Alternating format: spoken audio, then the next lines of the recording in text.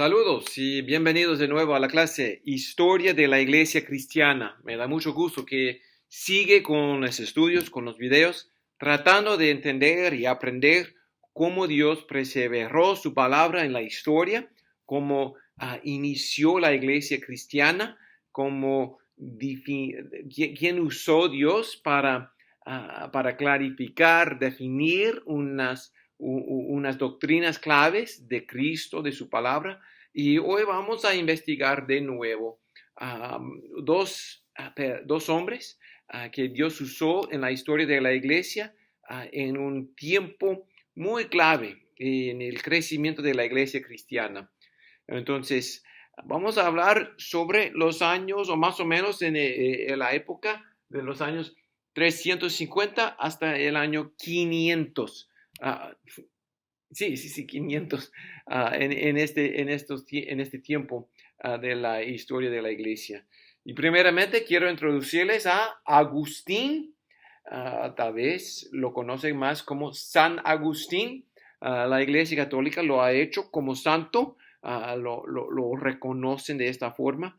Pero también para nosotros como cristianos podemos valorar mucho el ministerio de este hombre, la contribución de este hombre al desarrollo de teología cristiana. Este hombre vivió en un tiempo después del reino del rey Constantino, quien mencionamos en la enseñanza número 4. Y después de este tiempo hubo un paz general en la tierra romana. Y entonces hubo oportunidad para el desarrollo de la iglesia cristiana. Los cristianos podían hablar un poquito más y predicar. Y en este tiempo hubo una mamá, se llamaba Mónica, y ella tuvo un hijo, Agustín. Y este hijo fue muy travieso, y esto está importante en la historia de su vida, porque siempre estaba metiéndose en cosas, era un muchacho muy travieso, entonces siempre estaba metiéndose en varias cosas allá en su tiempo.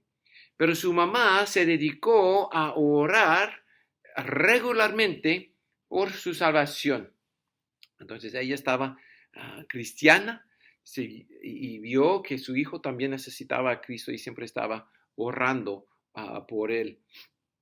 Este muchacho también no solamente era travieso, pero como se fue madurando, tuvo mucho interés en las mujeres, y de hecho dicen que él vivió una vida de mucha promiscuidad, o sea, siempre estaba con mujeres en su vida. Él se fue a la ciudad grande y clave de África, Cartago, para estudiar.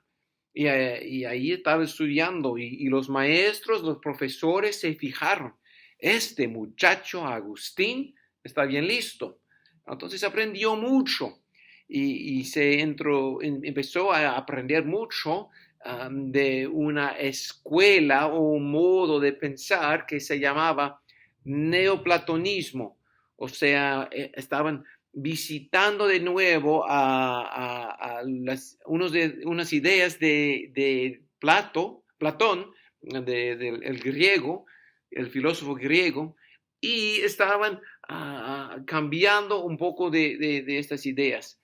También fue introducido a un grupo, un conjunto de ideas, maniqueanismo. Y estas ideas él aprendió, regresó a su pueblo para vivir ahí cerca de su mamá y empezó a enseñar estas cosas.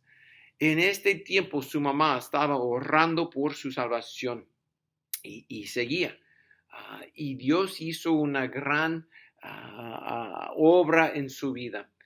Unos dicen que de allí en adelante, cuando él vino a Cristo, cuando él se puso a la palabra de Dios para estudiarlo bien, unos dicen que él ha sido uno de los pensadores cristianos más clave en la iglesia cristiana después de Pablo. O sea, sí, el Pablo del libro de Hechos.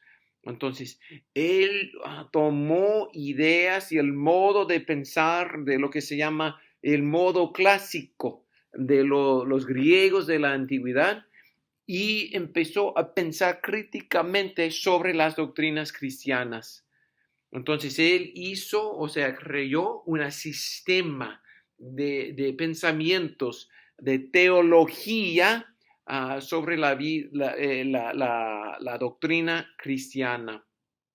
También formó lo que nosotros practicamos como la práctica de exégesis, o sea, hermenéutica, cómo estudiar la palabra de Dios. Fue una disciplina que él empezó a formar como reglas, como una práctica que un cristiano debe de hacer acerca de la palabra de Dios para perseverar la verdad de la palabra de Dios. Muchos de sus pensamientos pusieron como el fundamento de los pensamientos cristianos entrando a las épocas que han de venir y para nosotros hasta hoy día. También todavía estamos pensando en su contribución a la doctrina cristiana. En su vida, él escribió 3 obras y voy a tratar de ponerlos aquí con una fecha, así pueda verlos y tenerlos en sus notas. Primeramente,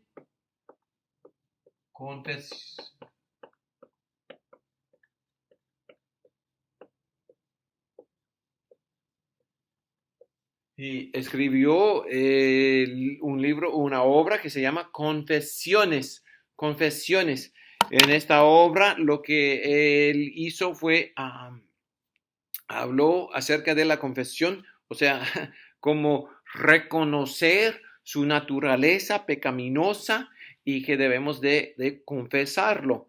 En esta obra, él da unas historias de su juventud, reflejando, por ejemplo, en una historia famosa, cuando se fue para robar una pera de un árbol de su vecino, de otra persona, de propiedad de alguien más, simplemente para la alegría que viene de robar. O sea, fue su manera de explicar y hablar de lo que satisface a la carne del pecador. Entonces en esto habla mucho de esta doctrina del pecado natural que tenemos, y lo explicó en este libro que escribió. Otra obra que escribió que fue muy importante fue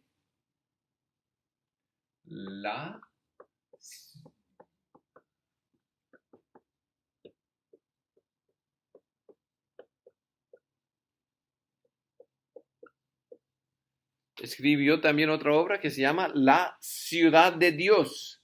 La Ciudad de Dios, aproximadamente en el año 410. Es que lo escribió después de que los visigodos saquearon a Roma en el año 410. Y lo que pasó fue que los visigodos vinieron, saquearon a Roma y lo escribió para defender a los cristianos, porque unos que estaban encargados del pueblo echaron la culpa a los cristianos por lo que ocurrió ahí.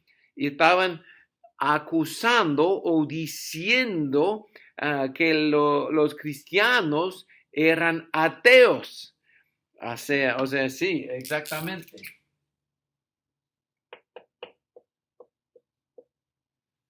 Ateos, o sea, los que no creen en Dios. ¿Cómo puede uno decir que el cristiano es ateo? Fue porque los cristianos no estaban creyendo, no creyeron en los dioses de los romanos. Entonces ellos pensaron que por la falta de fe en los dioses de los romanos, de los cristianos, que los visigodos podían venir, atacar y ganar a Roma. Entonces estaban echando la culpa a los cristianos por toda esta maldad que había ocurrido. Agustín escribió con mucho cuidado después de esta maldad, después de 410, escribió la obra La ciudad de Dios para dar una defensa de los cristianos. En esta obra escribió describiendo cómo los cristianos son los que están comprometidos uno al otro. Los cristianos son los que están ayudando en varios lugares. Los cristianos son los que se dedican a obedecer a los gobernadores, a los reyes y los gobernadores del pueblo. O sea, los cristianos son los que están demostrando una ciudadanía bien, o sea, santo, puro. Ellos son los que están viviendo la vida tranquila. Entonces, introduce algo nuevo en la literatura cristiana, dando una defensa de la vida cristiana.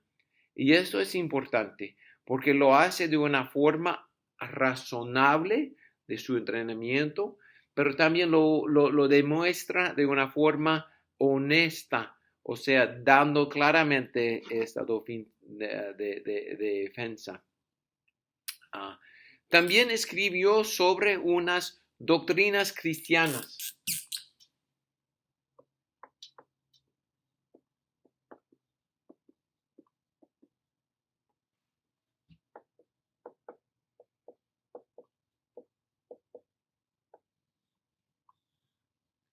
También escribió sobre unas doctrinas cristianas. Algunas doctrinas que él ayudó mucho para desarrollar, o sea, para explicar más para la iglesia cristiana. Primeramente fue que es la creación de nada. En latín se llama creatio ex nihilo. Y lo ve claramente en Hebreos capítulo 11, versículo 3, en donde Dios está hablando de la creación de Dios mismo. Entonces, Agustín desarrolló, o sea, empezó a describir, explicar la doctrina de la creación de nada, empezando solamente con el poder de Dios. Él podía hablar y hacer la creación. De este punto en adelante, uno ha hecho su examinación de las palabras en el hebreo para distinguir y entender claramente lo que él estaba enseñando de esta doctrina. Pero bien llega a ser una doctrina clave para la iglesia de hoy día, que demuestra el gran poder de nuestro Dios, poder crear todo que existe con solo su poder, con solo una palabra, su palabra, podía hacer toda la creación. Es la creación de nada, o sea, en latín se llama creatio ex nihilo. Otra doctrina que formó, o sea, escribió Agustín, fue la doctrina de la Trinidad. Hasta este punto, habían unos concilios donde estaban refinando doctrinas claves de la iglesia cristiana, y Agustín fue un hombre que Dios usó para ayudar a formular bien la doctrina de la Trinidad, para proteger la doctrina de Cristo, la doctrina de Dios, la doctrina del Espíritu Santo, para proteger estas doctrinas de herejías en este tiempo. Entonces, él forma y explica el Padre, el Hijo, el Espíritu Santo, un solo Dios que existe en tres personas. Esta doctrina también fue discutido mucho en el Concilio de Nicea durante la vida de Agustín.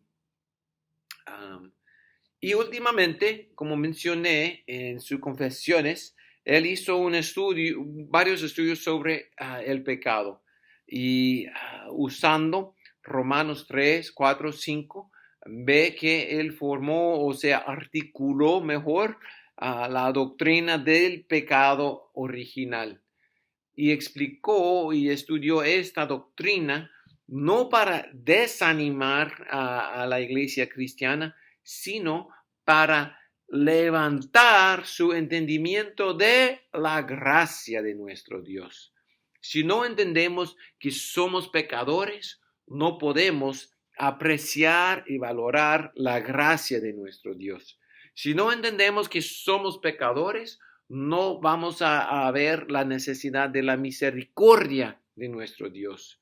Entonces, él desarrolló y enseñó claramente esas dos doctrinas. Somos pecadores.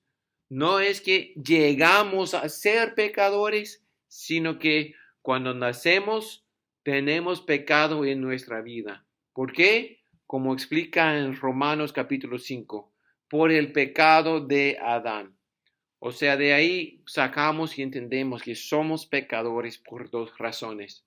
Primeramente, viene en el linaje desde Adán y segundamente porque cada uno de nosotros es culpable de cometer pecados en nuestra vida.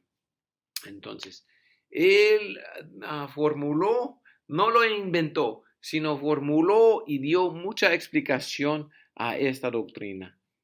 Entonces, eran muchos, varias contribuciones de Agustín, pero sobre todo tres doctrinas claves que él demostró y dio a la iglesia cristiana. La creación de nada, la doctrina de la Trinidad y también la doctrina del pecado original, lo cual va muy al lado de la doctrina de la gracia de nuestro Dios. Hay mucho más que podemos decir de Agustín, pero fue un hombre clave en esta época, en este periodo, 350 hasta el año 500, un hombre que Dios usó mucho, como dije, para refinar y desarrollar doctrinas claves.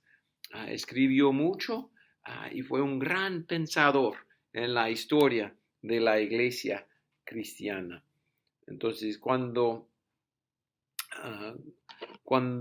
escucha el nombre de Agustín, puede pensar bien en un hombre que está clave en la historia de la iglesia cristiana para nosotros. ¿Ok? Entonces,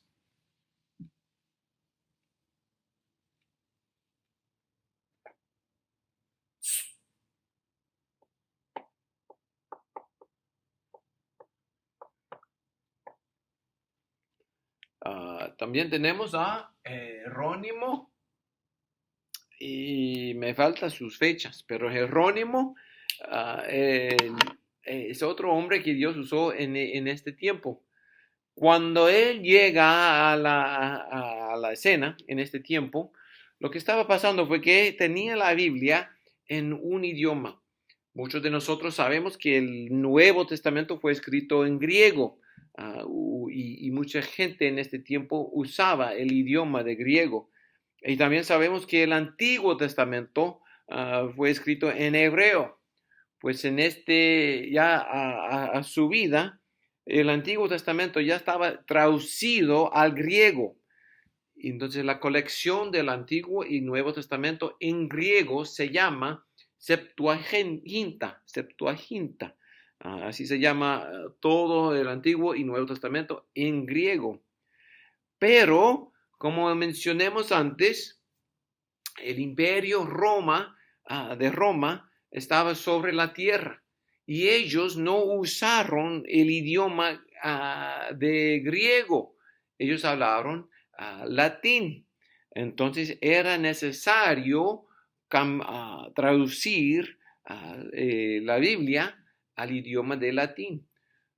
Entonces, Dios usó a este hombre Jerónimo, más o menos en este año, 410, aproximadamente en estos años, acerca del 410, para traducir toda la Biblia al idioma latín.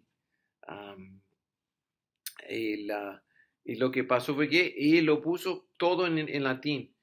Y esta Biblia estableció el estándar de traducción de la Biblia por muchos años. Produjo una traducción que la iglesia usaba por casi 1000 años. Como él vivió en el año 410, no se ve la iglesia no empieza a traducir la Biblia hasta el año 1300, 1400. Y de hecho no hay otra traducción a toda la Biblia hasta 1400, 1500. Entonces, de hecho, por más de 1000 años, la iglesia dependió en la Biblia en latín. Y esto es importante entender, que cuando él lo hizo para traducir la Biblia al idioma común. ¿Por qué es importante? Porque habían hombres como Agustín, como Jerónimo, que creyeron que la palabra de Dios es importante tener en el idioma de la gente, idioma común de la gente del día. Así ellos pueden leerlo, entenderlo, y la palabra de Dios cambia, convierte, afecta la vida de él que está leyendo. Entonces él dedicó su vida para traducir la Biblia a latín en este tiempo. Jerónimo. Y para concluir este tiempo y este video, simplemente quiero clarificar y explicar un poco más. En este tiempo es un tiempo clave. Dios estaba obrando por medio de estos hombres, pero también otras cosas culturales estaban ocurriendo. El imperio de Roma había construido caminos, los caminos de Roma, como 250,000 millas de carreteras, más de 400 kilómetros de carreteras.